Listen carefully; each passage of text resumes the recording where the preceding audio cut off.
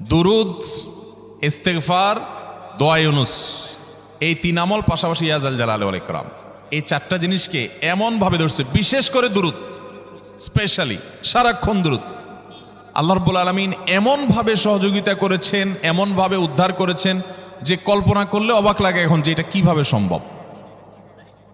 ভাইরা আমার, এক সাহাবী নবী করিম সাল্লাল্লাহু আলাইহি ওয়াসাল্লামের কাছে এসে বলছি, ইয়া রাসূলুল্লাহ, আমি যে দোয়া করি এই দোয়ার মধ্যে আমি নিজের জন্য করব, আমার ছেলে মেয়ের জন্য করব, অনেক কিছু করব, এটা সেটা, রিজিক চাইবো, সুস্থতা চাইবো, অনেক কিছুই তো আল্লাহর কাছে চাইবো।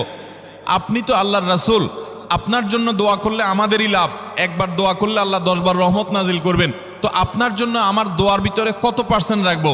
সাহাবী বারবার বিভিন্ন পার্সেন্টেজ বলছিলেন যে 3 ভাগের 1 ভাগ আপনার জন্য রাখি ইয়া রাসূলুল্লাহ, অর্ধেক রাখি, আরো বেশি করে রাখি। তিনি যত বলছেন নবী করিম সাল্লাল্লাহু আলাইহি ওয়াসাল্লাম আরো বাড়ানোর জন্য তাকে উৎসাহ দিচ্ছিলেন।